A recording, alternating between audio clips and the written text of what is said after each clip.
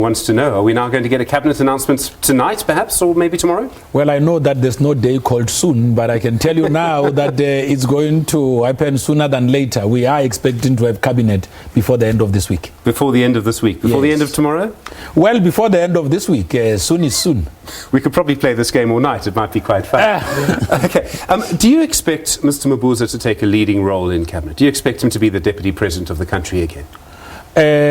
Well, of course, that is the prerogative of the President of the Republic, President Cyril Ramaphosa.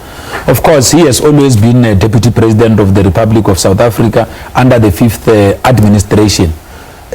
So we are expecting that when we see a new cabinet, there could be a role consistent with the one that he was playing, which he could still continue to play. Right, I think I read you correctly. Okay. Yes.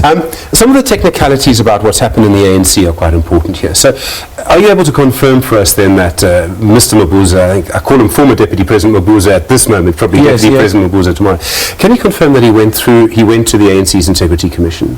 Well, of course, the Deputy President of the African National Congress did appear before the Integrity Commission, which was, of course, an exemplary act. Shows how much we place respect on the structures of the African National Congress. He didn't say because I'm the Deputy President of the ANC, I can't appear before this. And he had said when we issued a statement on his postponement, which was issued under the presidency, that is postponing so that he could allow himself space and time to attend to the Integrity Commission. That has since happened. That's why we saw what we saw today, with him being sworn in as a member of parliament. Okay, so he's been through the Integrity Commission. Last week, it was a week ago, yesterday in fact, on Wednesday rather, George Mashamba, the chair of your Integrity Commission, he told SABC News, this program, that the Integrity Commission had the power only to make recommendations that go to the National Executive Committee. So it would be in the hands of the National Executive Committee, right?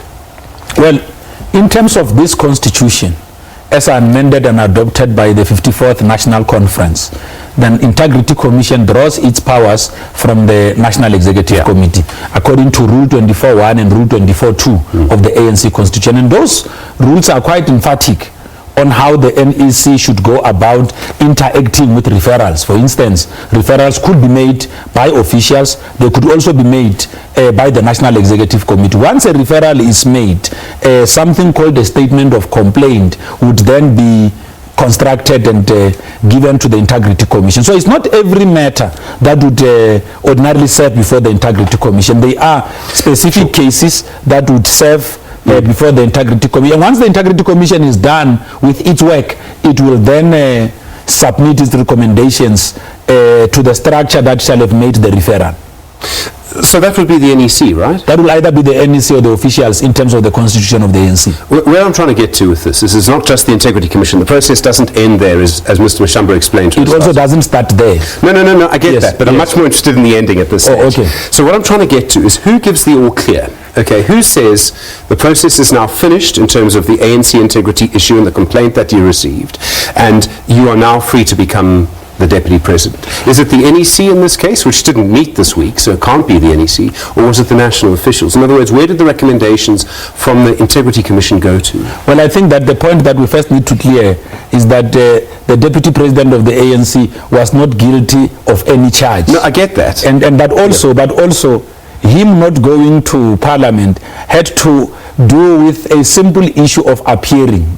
So now that appearance before the Integrity Commission and whatever issues that shall have been ventilated upon have happened. So I am not part of the Integrity Commission.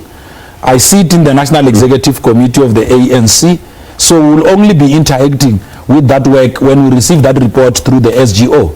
But from where we are sitting, we are quite comfortable that all of those comrades that are being deployed to discharge our mandate in the National Assembly will be able to do the work of the ANC unhindered. No, I don't dispute that. I just think the technicalities could be important at some point. Yes. For various reasons. So what you're saying is the only people who looked at it were the Integrity Commission. They didn't go to the national officials after that who gave them the okay, or it didn't go to the NEC or the National Working Committee. It only went to the Integrity Commission. No, Stephen, what we need to correct is that the Deputy President did not need any okay to take up his seat. There was a simple postponement last week, and that postponement was not pending an okay. He said that let me attend to the Integrity Commission. He has since done that. He went and appeared before the Integrity Commission, satisfied now that he can continue with his work. It means he's satisfied himself that whatever issues that he needed to be clarifying have been sufficiently clarified. I think what we must all be, what comforts the ANC now is that he has taken up the seat, because it was a postponement. It is allowed in law for a swearing in to be postponed. Sure. So there was nothing untoward when he did that. Okay, tell me which of these facts is wrong, okay? Because clearly I'm not understanding something. Last week, the Deputy President of the ANC, Mr. Mabuza, said, I want to postpone being sworn as a Member of Parliament because I want to go to the Integrity Commission. Yes, that's a fact. Correct. Then George Mashamba said to SABC News on Wednesday night last week that they only have the power to make recommendations. Yes, they go correct. to the NEC. That's a fact. So then, at this stage, he went before the Integrity Commission. Yes. And what happened after that?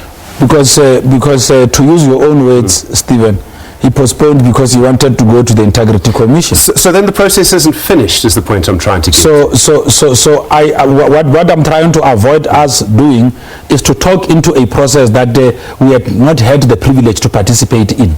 Safe to say that when we see the Deputy President being sworn in today, it means that he has satisfied himself that the outstanding issues that he wanted to attend to have been sufficiently attended to.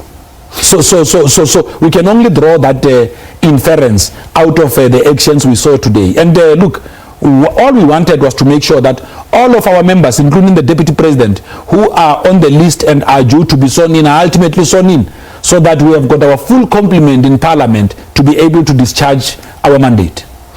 Okay, so the process is finished. There's nothing more to come. Well, we are not expecting anything else to come. Okay, all right. Has anyone else gone to the Integrity Commission? I understand Gwede Mantashe did Batabile Dlamini go? There were invitations done, and I've seen even on SABC quite a number of comrades that shall have been invited attending to going to the Integrity Commission. So one can only conclude that all of those that have been invited will have made their way to see the IC.